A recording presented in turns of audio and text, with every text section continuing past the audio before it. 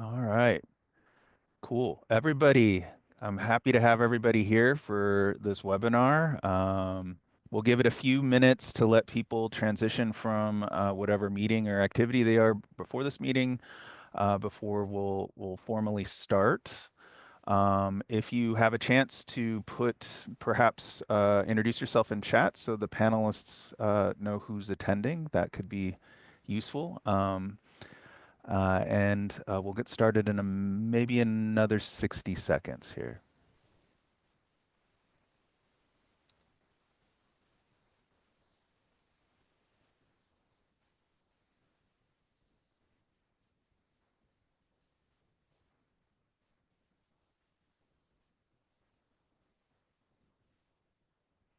Great.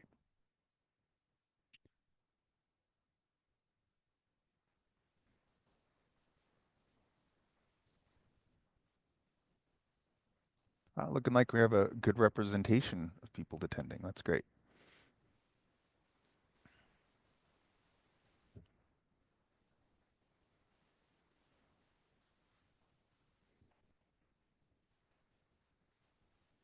Okay. Well, let's get started to respect everybody's time. Hello, my name is Rick Stoddard, and I'm the Microcredential Coordinator here at the Division of Career Technical Education. On behalf of the division and the Idaho Microcredential Advisory Group, I want to welcome you to this webinar panel on higher education digital badge governance in Idaho. We have a wonderful group of panelists with us today. They're from across the country and they have very robust digital badging platforms or programs and experience and working in post-secondary spaces. And I'm excited to hear from them and learn from them for the good of Idaho and the good of digital badging. Um, I will have some set questions to ask the panelists, but we'll try to leave time for your questions as well. So please feel free to put questions in the chat or the Q&A feature that I think should be live in the webinar here. But before we start, I want to give a little bit of background and context for this panel. Um, as I mentioned, I am the micro-credential here at the Division of Continuing Education, Technical Education. The division has had a digital badging platform called SkillStack since 2016 that has been awarding badges to students and learners at both the secondary and the post-secondary level. SkillStack is the only digital badging platform recognized in state board policy in Idaho. State board policy also says that Stack micro-credentials and SkillStack may be used to award post-secondary credit for prior learning. This is all to say that SkillStack has been around for nearly 10 years, serves both secondary and post-secondary audiences, and is recognized in state board policy and is intended to be the statewide digital badging platform. Taking that statewide approach, we recently formed in June 2024 the Idaho Microcredential Advisory Council. We call it IMAC. This group is intended to bring micro-credential and digital badging stakeholders together from across the state of Idaho to help with digital badging guidance and develop best practices. One of the areas that IMAC wanted to focus on is helping Idaho colleges and universities develop their digital badging efforts, which is why we're holding this webinar and panel, right? Each of our Idaho colleges and universities are at different stages in their digital badging programs. Some are still struggling with the why of digital badging. Why should they do this? What are the badges good for? Others are working through how digital badges fit within their internal campus processes. Who needs to approve these badges? Should there be a campus-wide strategy around badging? What campus stakeholders need to be involved? And so this brings us to today's panel, right? We have a wonderful group of folks here. These are all, for me, they're all rock stars in the digital badging ecosystem in the U.S. Um, and they all have they have different experiences and expertise and wisdom to share. And they can understand the struggles and values of digital badging in post-secondary spaces. And I'm very excited to have the opportunity to hear their thoughts about digital badging in higher education. And so with that, I'm going to dive into the questions I have, starting with the obligatory introduction question. And so that question is, I'm going to ask the panelists to please introduce themselves and give a brief background on digital badging at their institutions and whether their badgings are issued for academic credit or non-credit, or are part of a credit-bearing course, and where your digital badging platform is housed. So that's all a lot. So just only give an introduction. Why don't we start with Kim from Wichita State? Well, hello, everyone. I'm Kim Moore, and I'm the Executive Director of Workforce Professional and Community Education at Wichita State. I've been in the space of adult education for 37 years and 29 at Wichita State. 10 years ago, I developed the badge program, which has evolved into microcredentials at Wichita State. Our platform, we have just transitioned. Our badge issuing platform is Territorium. We started with Credly and we were there 10 years and recently have transitioned over to Territorium because we have acquired a comprehensive learner record, which is another whole discussion. So we won't go there, but we do use Blackboard for our LMS and Territorium for our CLR and issuing of badges and micro-credentials. That's good. Thank you. How about Amber? Why don't you go next? The introduction. All right, so I'm Amber O'Casey. I'm the Director of Microcredentials at Alamo Colleges. We are a large community college district in San Antonio, Texas. We serve approximately 76,000 learners across 5 independently accredited colleges. As far as our badging goes, it was started about 2019, and we've been focused on that in earnest for about 5 years now. We have developed a pretty good ecosystem across our independently accredited colleges, which I imagine we're kind of like a microcosm maybe of the state of Idaho, right? And kind of navigating those. But our badges are and microcredentials, they can be integrated in credit courses. They can be for credit. They can be non-credit. They can be standalone and non-credit. So we've tried to design them in a way where they can be used in any learning experience as long as they focus on skills. That's great. Thank you, Amber. Collin, why don't you go next with the introduction? Sure. Thanks, Rick. Thanks for having me. And I consider this group to be superstars as well. And I'm going to throw in Idaho colleagues in there. So happy to be here. But I'm Collin Sullivan. I am the Program Director for Digital Credential Innovation at the University of Maryland, Baltimore County. UMBC, we are a public R1 institution about 20 minutes southwest of Baltimore City proper. We have about 14,000 students between our undergrad and graduate student population. We are very proud of our work working with underserved populations, particularly with our Black undergraduate students who go on to complete an MD, PhD, namely through our Meyerhoff program. UMBC, we have been involved in a digital credentialing program since about 2015. And we have really reimagined what digital credentialing could look like on our campus probably about 3 years ago now. And thinking about some of the things that we're going to be talking about today about governance and processes and what kind of good quality design of micro-credentials looks like. We believe that micro-credentials operationalize our institutional vision of lifelong learning, and that we create micro-credentials anywhere and everywhere that there's learning, for credit, not for credit, in the curriculum, co-curriculum, applied learning. Anywhere that there are competencies and skills that can be articulated, we believe that we can add a micro-credential to it. That's great, Collin. All right, Noah.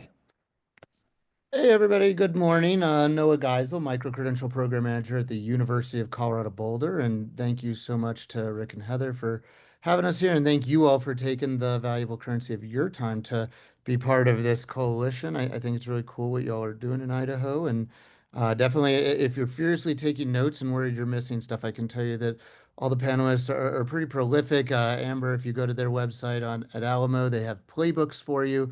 Collin has been posting a lot of content, both in academic journal writing coming up, as well as on the Evolution blog. Kim, the last piece, I know you have stuff on the WCET website, so definitely know that there's lots of these resources in writing for you from the other panelists. And as far as our work at University of Colorado Boulder, I'm actually has an office of registrar.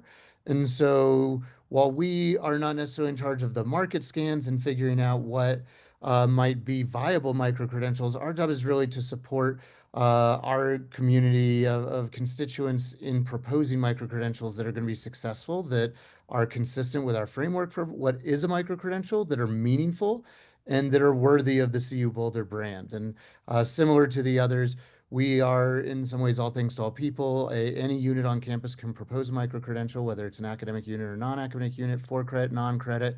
You know, in this moment of a lot of people in our country questioning the value of post-secondary attainment, you know, we really passionately believe that telling the story of the skills, competencies, and achievements that are happening within our post-secondary programming is one way to really make the case of why this stuff is important and will continue to be important.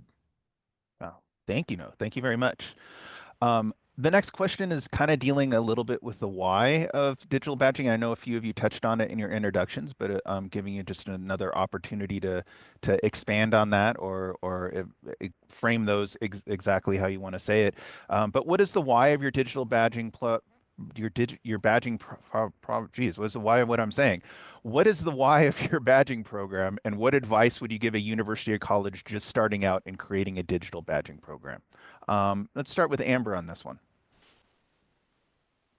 Okay, so the why for us, it's really about our learners.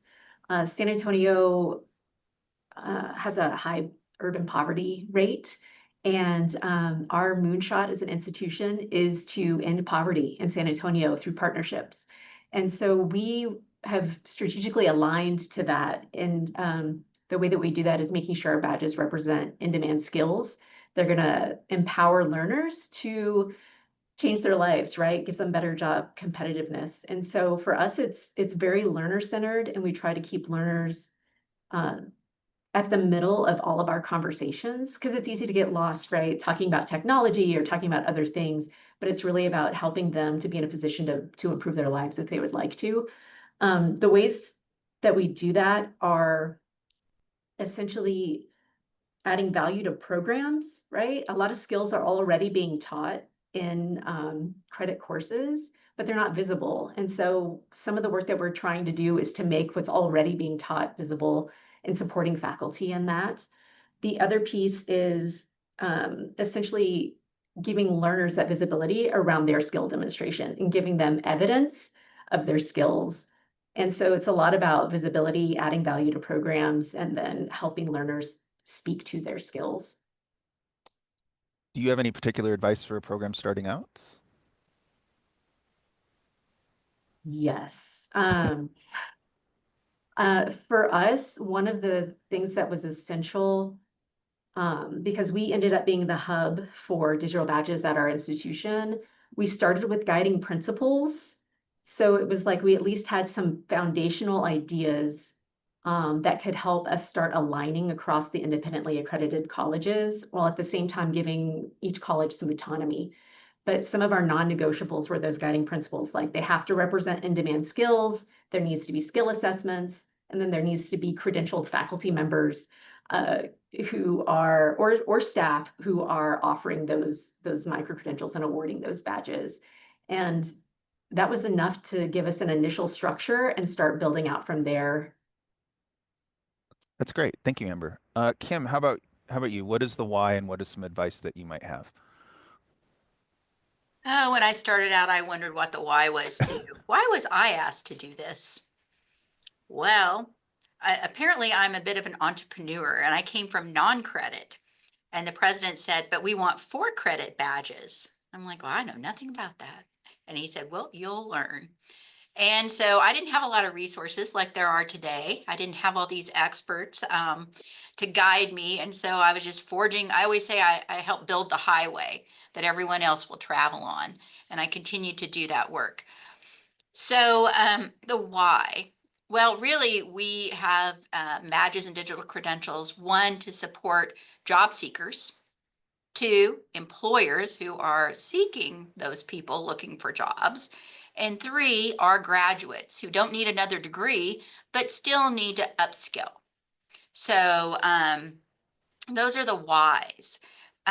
We work, and you'll find out later as we talk about this, but our we're very centered on supporting the workforce in our community and the economic development of our community, which requires workers, skilled workers, to fill open positions. And so that really is the why of what we're doing. Because all of our credentials are for credit, it also supports university enrollment headcount. And we hope that it also leads to these skill earners deciding to seek a degree at Wichita State. So it's also a recruitment activity. Do you have any particular advice for somebody starting out? Oh, so much advice, but I'll limit myself. One, we are academic institutions, but workforce badge microcredentials are not typical educational programs. And one of the things I still struggle with here is the academic calendar. Employers do not care that faculty are on a 9 or 10-month contract. Employers want training on their time schedule, right? So an approval process and the developer cannot operate on an academic calendar. So you need to be flexible in your calendars and account for the fact that training and badge development, they need to be 12 months. And that's a challenge, especially for me, because all my badges are for credit. So we have this approval process that requires the approval of curriculum committees within the colleges, and those people leave in the summer. That has always been a challenge and one that I still deal with to this day. So keep that in mind if you're looking at doing for credit. Also, start out with a taxonomy of definitions. What is a badge? What is a microcredential? Know what your goal is for your university. Is it to create a self-sustaining program? Is it what we do, hoping it leads to student recruitment? Is it supporting your local workforce, your donors, the employers that back your programs? What is your goal here, and what is the definition of success for your institution? You got to know what's the end game here, right? Also, look at your application, your admission, and your registration processes. They're not going to be the same for workforce, for credentials. You need to have something that's simplified and makes sense. Originally, we started out and the registrar was requiring a TB test, and all our badges are online. Those people never came to camp. That doesn't make sense. We quickly dealt with that. But look at your processes. And also determine what your approval processes are. We have, and we can get into that later, what we call the CHEM process, curriculum process, not named after me, it's Kim with a C. But anyway, there's about 25 people that have to look at and approve our credentials. So what is that going to look like at your institutions? And know that up front. Thanks, Kim.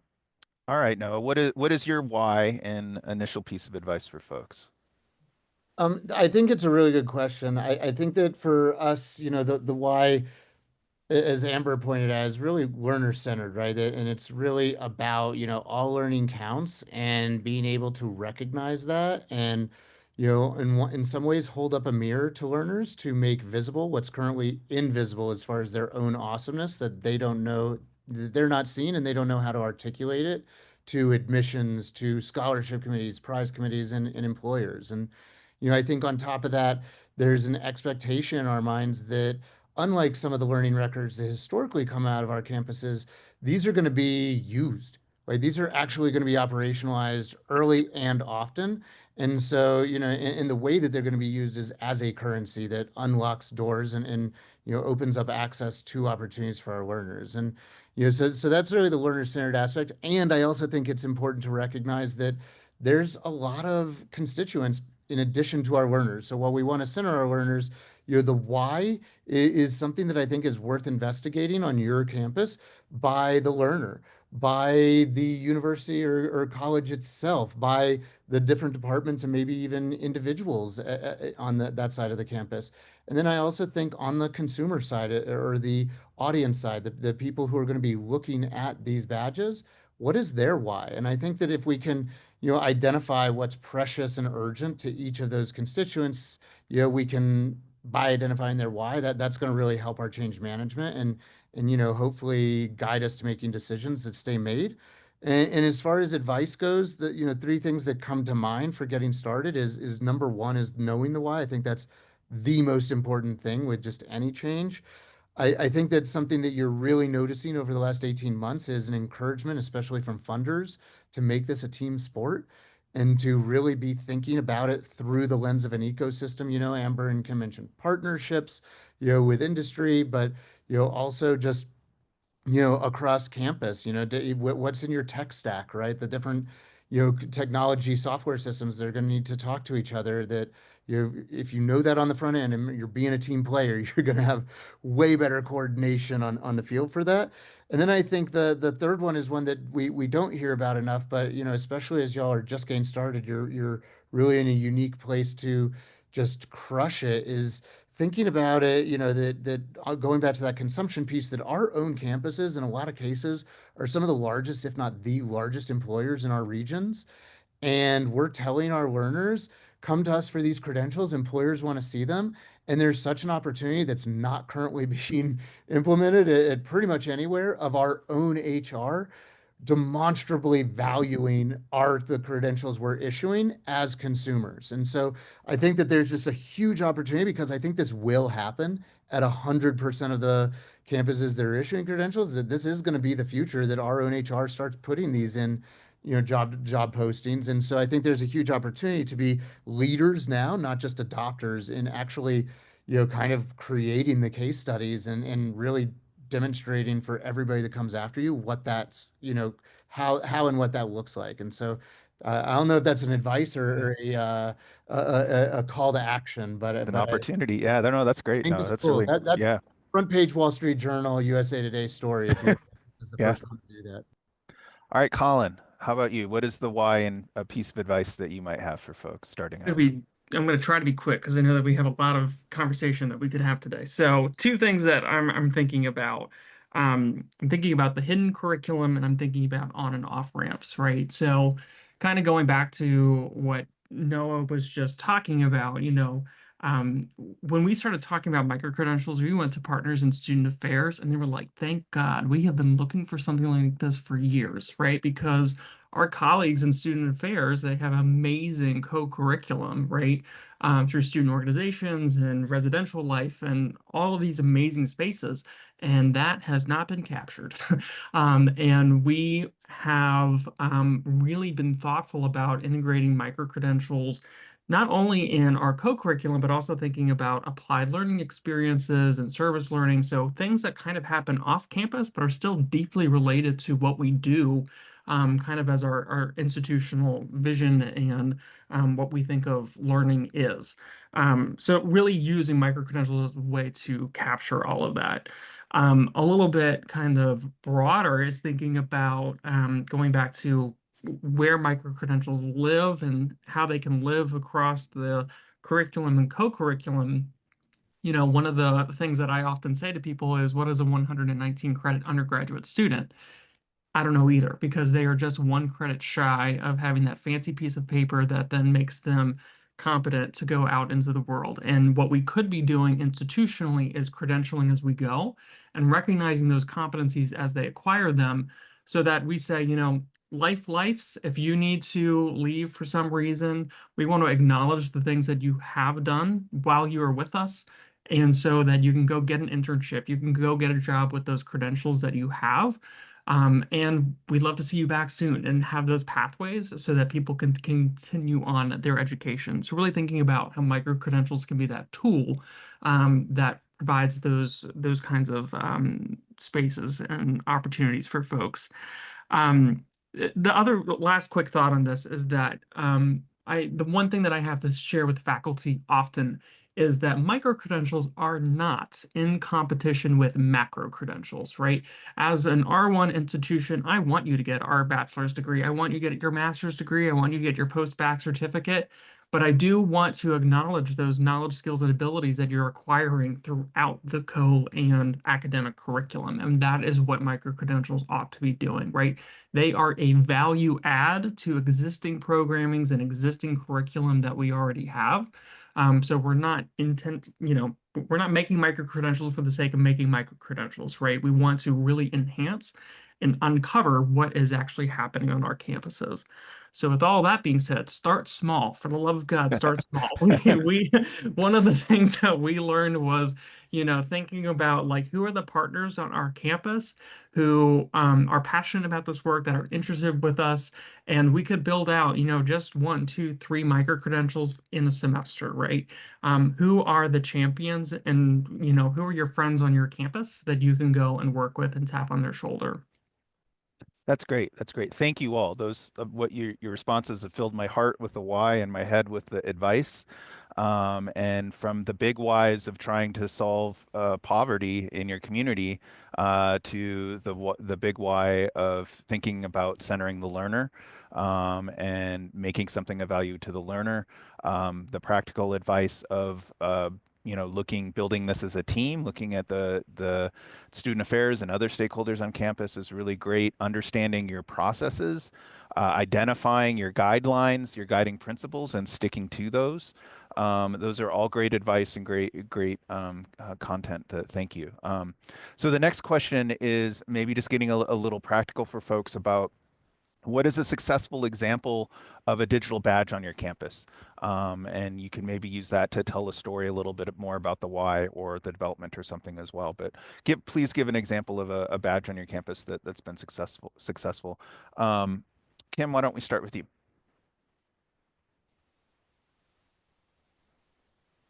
Okay. Well, we have a number of, all of our work on badges or micro-credentials are done in partnership with employers. I don't take on any projects that do not have employers at the table. So the ones I'm going to talk about today are an example of that. And so we have our direct support professional badges. These are people who provide frontline services to people with intellectual and behavioral disabilities. So what happened in Kansas, there's a 10-year wait list for services, and there aren't enough providers, which is why there's a 10-year wait list. So that was an obvious problem. So what we did is we worked with Interhab, the government, they're the lobbying arm for employers at the legislature on this. We worked with local government. We worked with state government, all the people and employers and faculty to build we have 8 badges in that, and we out of that 3 certificates. So there was no career pathway and low wages. So what we did is we built a series of 8 badges that led to 3 certificates that led to a career pathway for direct support professionals. There was high turnover. Retention was just impossible because there was no support.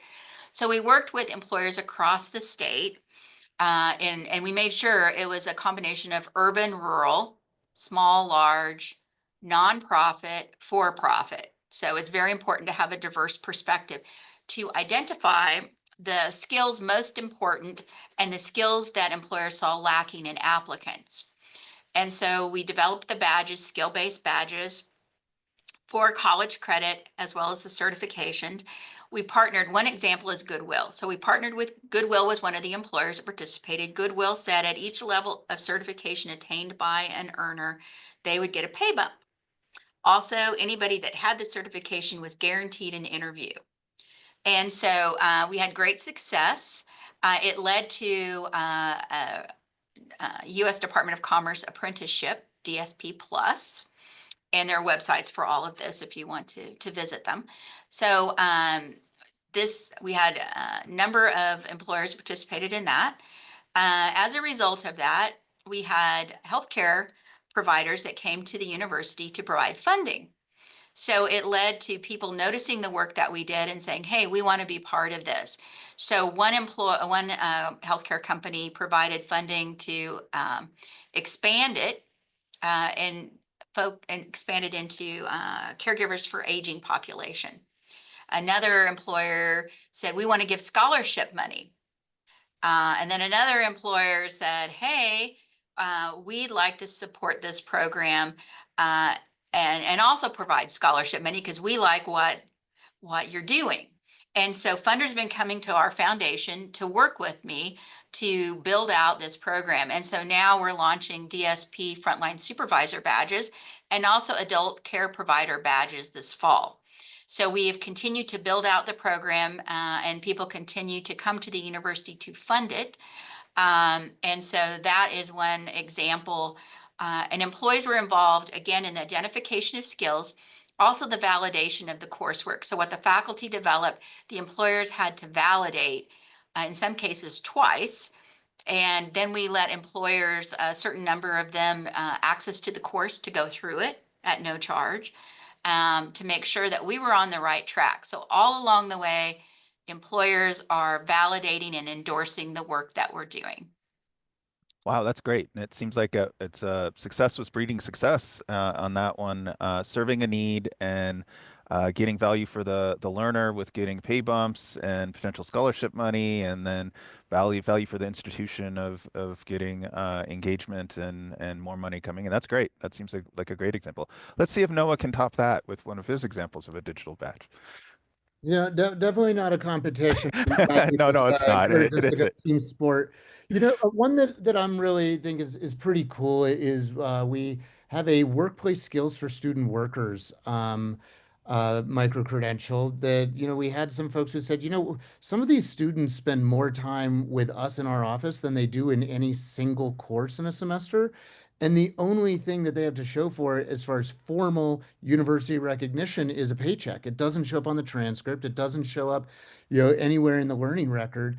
And they are learning and acquiring some of these skills that are really important for the workplace, and especially in light of the Strata Foundation report last year that the number one predictor of earning a salary commensurate with having a degree is not where you went to school or what you majored in, but that you had real world experience to apply your learning and skills. And so, we've had a few instances of that anecdotally already being something that is validating, that's pretty cool, in that we in the office that launched this micro credential coming into this fall when they were doing student worker hiring, they actually had two students who, when they interviewed them, they said, why'd you apply here? And they said, I heard I can earn a micro credential for the skills that I Wow. demonstrate on the job.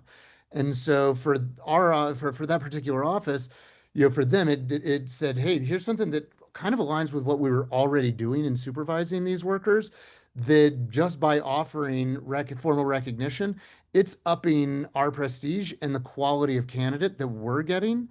And, we think what's also going to happen as a, positive consequence is that the earners of these micro credentials are quickly going to become the most sought after workers on campus. So going back to that currency, right? I think that there's going to be a place where if you're getting that as a freshman or sophomore, you're 3, 4, 5 on campus, you're going to be, front of the line, and people are going to be trying to snap you up because, you've already been credentialed as being really high quality.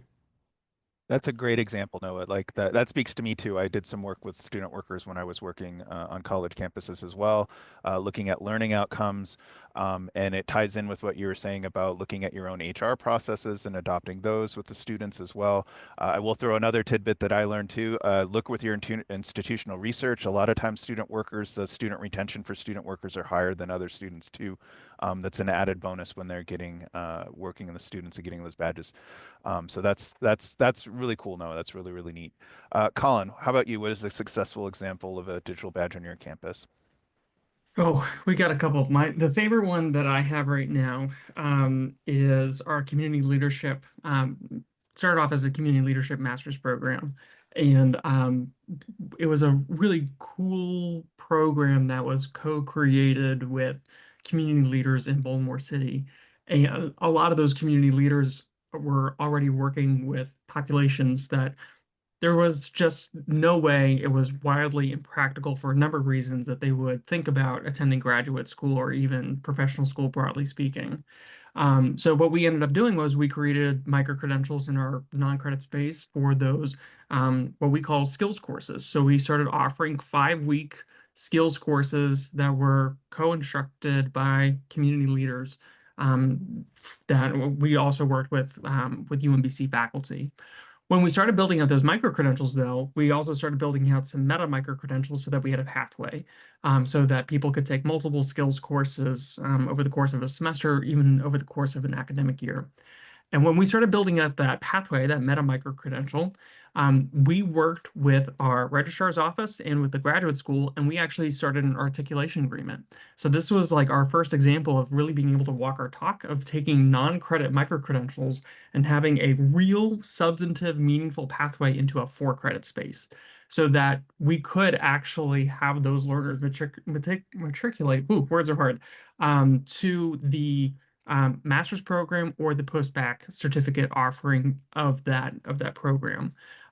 So that was really exciting, and it's kind of a template that we're thinking about how we can expand more broadly across the institution, so that we can work with more faculty to think about what does non-credit to 4-credit actually look like.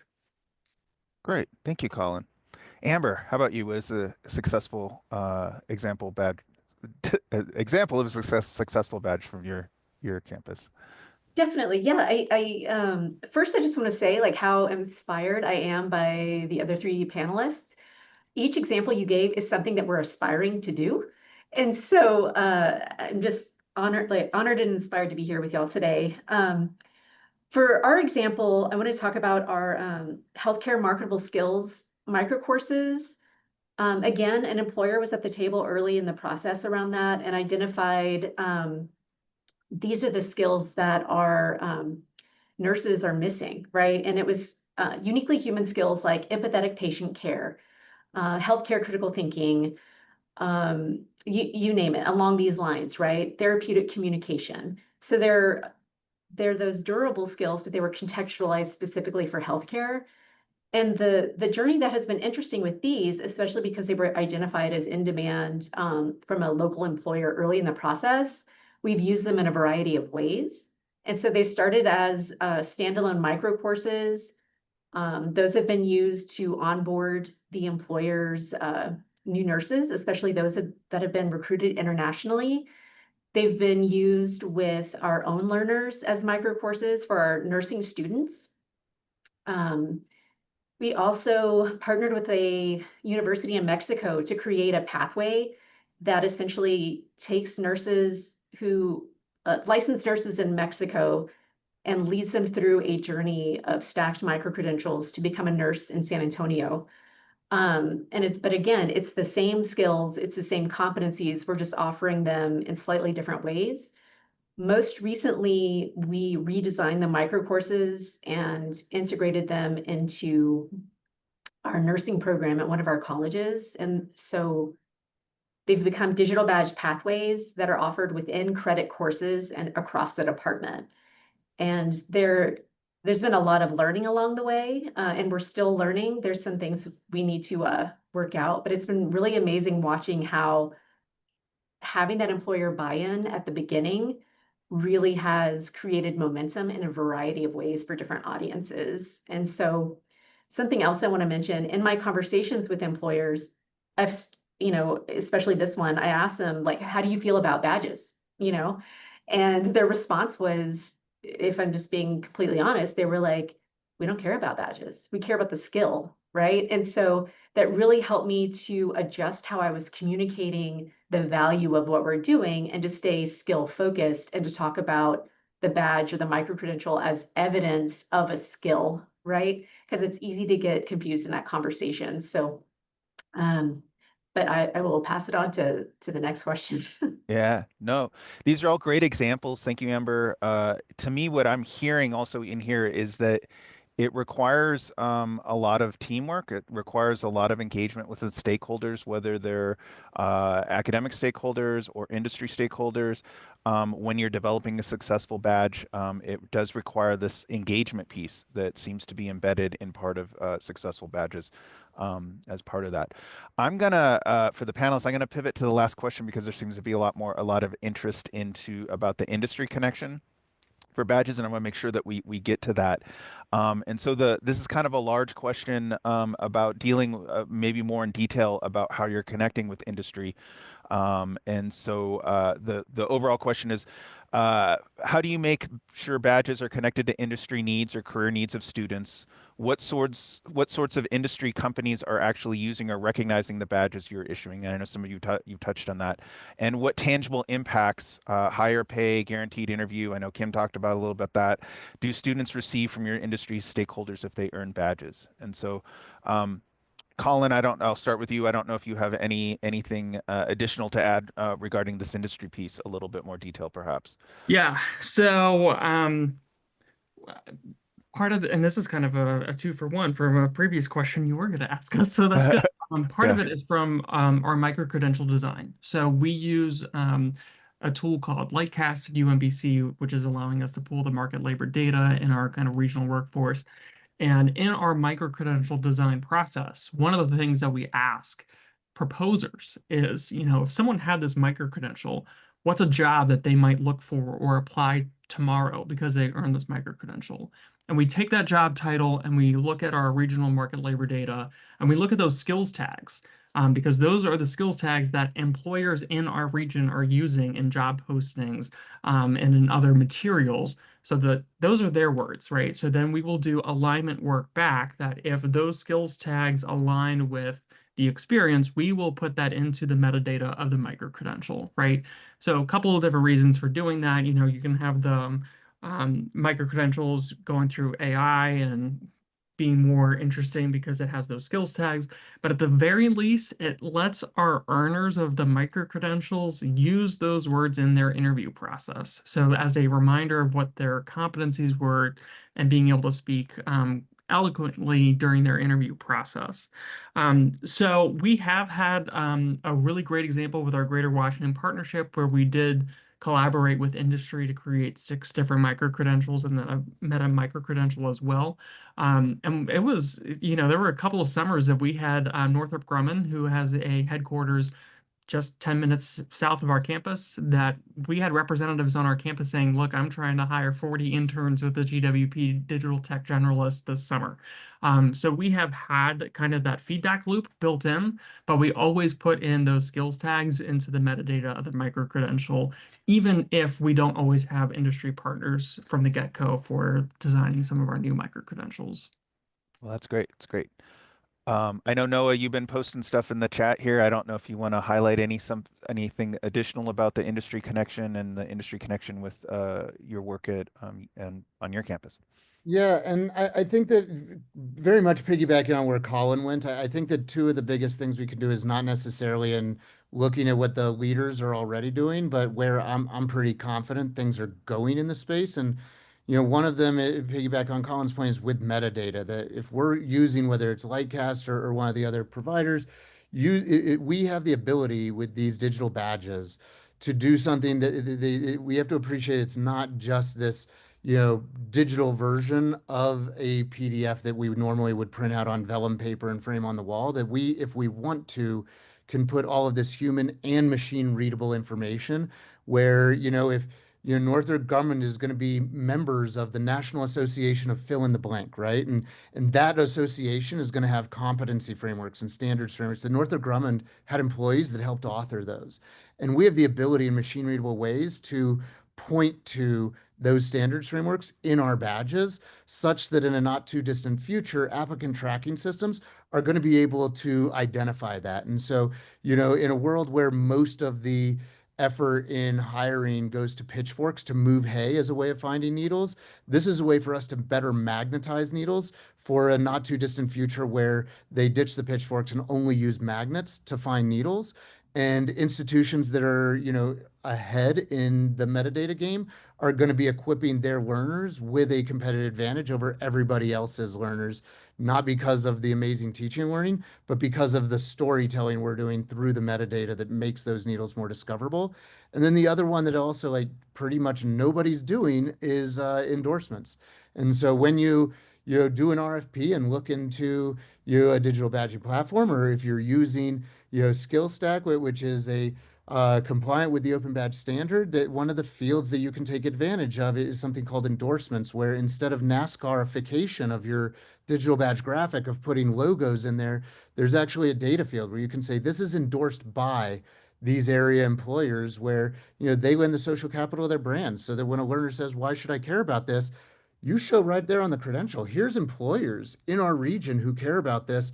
And, maybe they have value propositions, that they are, you're to the front of the line for interviews or something like that when they're on campus at a career fair. And so, those are the two things that I would really encourage people to look at, that, it's kind of like if you grew up playing Zelda, the map of the room only existed after you were in the room. Right now, no, there's not a lot of people who've been in those rooms. So there's not a lot of mapping that you can refer to. You're going to have to make your own. And when you do, pretty pleased with sugar on top, share it with the rest of us so that we can copy you. Oh, that's great. No, thanks for summarizing a lot of that. And as a former librarian, I appreciate you comparing metadata to magnets. And I know there's a couple other librarians on here that might appreciate that as well. But Kim, I know you talked really about some of the industry connections. I don't know if you have anything to add that you want to point out. Well, I do, but first I did not do my usual disclosure that I am a board member of OneEd Tech, the organization that develops the standards, the technical standards associated with microcredential and badging. I believe everyone here is a member of OneEd Tech. And the reason I mention this is because I, at Wichita State, have the very first trusted microcredential in the world, certified by OneEd Tech. And so I'm gonna talk about it real quick. So, we have what we call the Spiro microcredential, which was first issued on March 14th. And Spiro is the first trusted microcredential in the world. Follows all OneEd Tech standards. It was issued through Territorium. And it was developed by the Koch Foundation, funded it to the tune of $400,000. And there were 23 employers engaged in the development of 2 credentials, 1 career readiness, which focused on durable skills, and 2 entrepreneurship. And so we had 40 people and we awarded 37 micro-credentials on March 14th. All of these people do not have degrees. You could not have a degree to participate. You had the employers to participate had to guarantee that they would interview any successful micro-credential earner, and that any job they offered those earners would pay $40,000 or more salary. So and I haven't gotten the current statistics, but when I presented on this at ACRO a few weeks ago, more than half of the credential earners already were gainfully employed, making $40,000 or more a year. And these are people who were unemployed or underemployed and had no degree. So we're going to start the second cohort in the fall. Employers have contributed $800,000 for the second cohort. Koch funded the first to 400. Other employers now have stepped up and they have doubled the amount of funding for this program based on the success of the work that was demonstrated through the first cohort. So that's very exciting, especially in these lean budget times, that employers are partnering with us and they're also funding us to do the work, and they're hiring the people, and it's not no career pathway jobs. There's a career pathway. We're talking industry, banking, insurance, manufacturing. I mean, these 23 employers, if you go to the Wichita State Spiro, you can easily find all of the employers that participated in this. So it's very exciting, the type of work that we're doing here and making a difference with micro-credentials. Wow, that's great. To me, it reemphasized really connecting with the industry, Mhm. your industry partners. Amber, we're getting close to time. Do you have anything to add about the industry connection? Yes.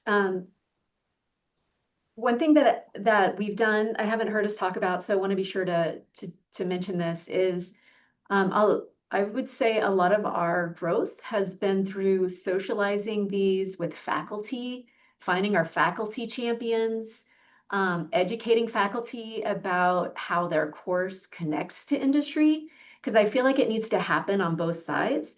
If it only focuses on employers, then you're not going to get buy-in on the faculty side, and that is key. And so in our process, we built in the industry piece, but we also did it in a way where it's educational and ask questions. So we can ask faculty, how will this help your learner get better jobs? Right? Like how does this connect to industry and like getting them to start thinking about things? Because I really think it needs to there needs to be stakeholders on both sides in order for it to be successful. And for us, faculty were the essential foundation in making this happen.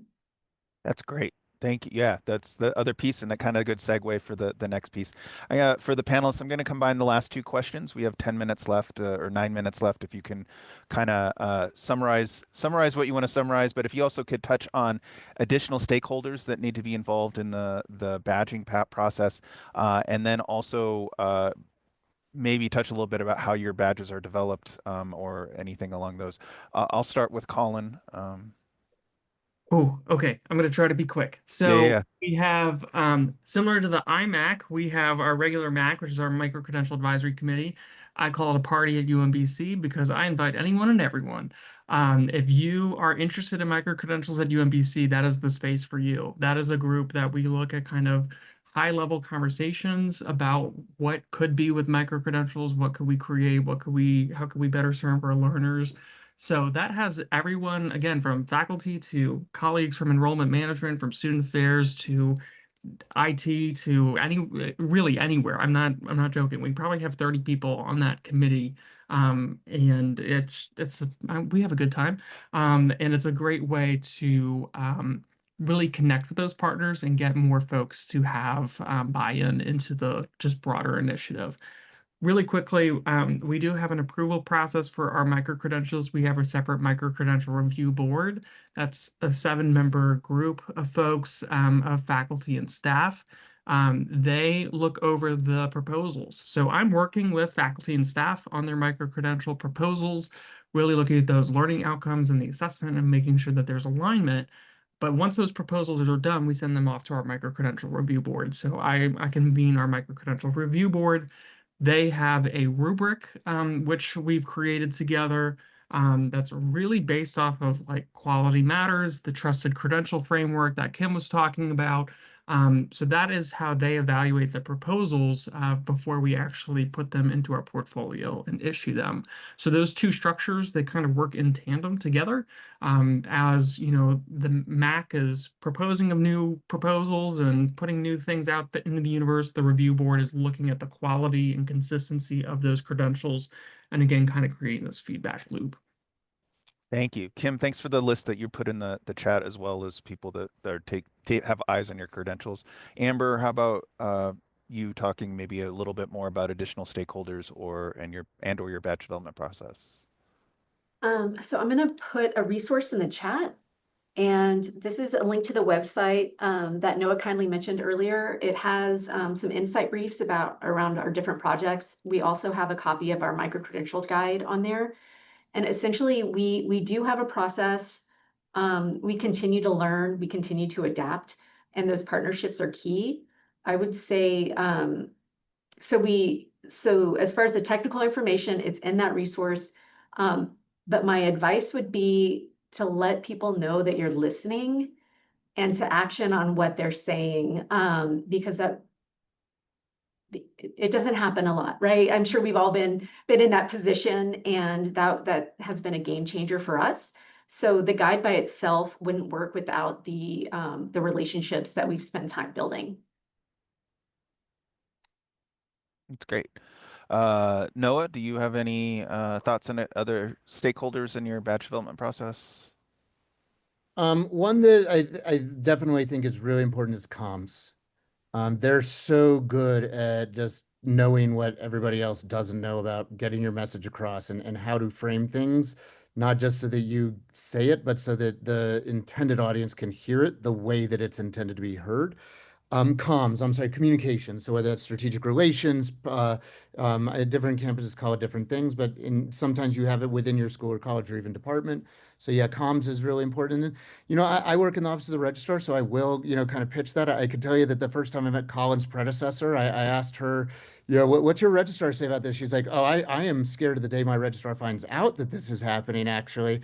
But I would say that things have shifted over the last few years, and ACRA, which is the Registrar and Enrollment Management Professionals Association, is really taking a leadership in trying to educate members in, these are learning records, and registrars are kind of the ones who do a really great job of ensuring records are accurate and verifiable and trusted.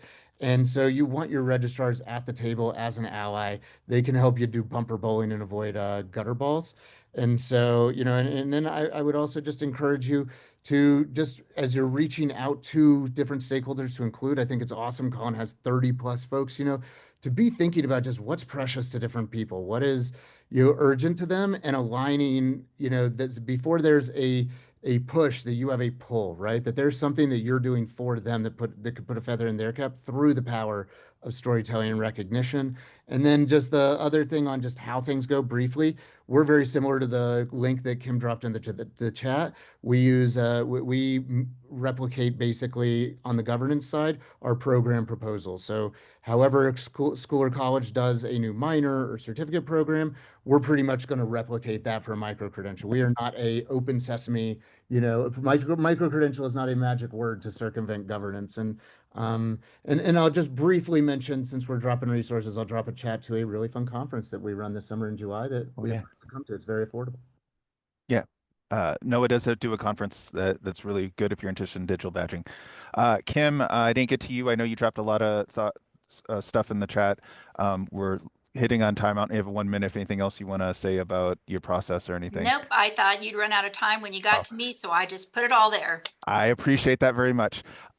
Thank you all for the panelists for taking the time to speak with us today. I'm sorry to those attending that we didn't get to any of your questions. You can see this is a robust discussion with a lot of content that we can go on and on for an hour or more additional than this.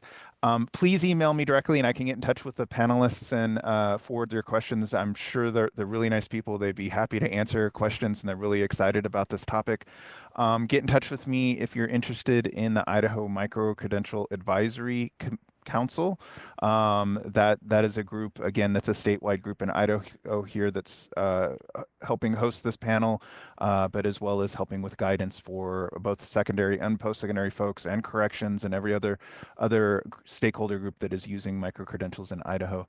I want to thank the panelists very, very much. I appreciate their time, their expertise, their good humor, and these are a great group of people, and we're lucky that we had them here to discuss digital badging in higher education. And so give them a round of applause from your desk. I don't know if we have 2 minutes left. If there's a final word or final thought that somebody wants to maybe help summarize, I'll throw it to the panelists for a second. No, you're all good. All right. Well, thank you, everybody. And I wish you all a good day. Thanks, everyone. See you at the next conference. Bye.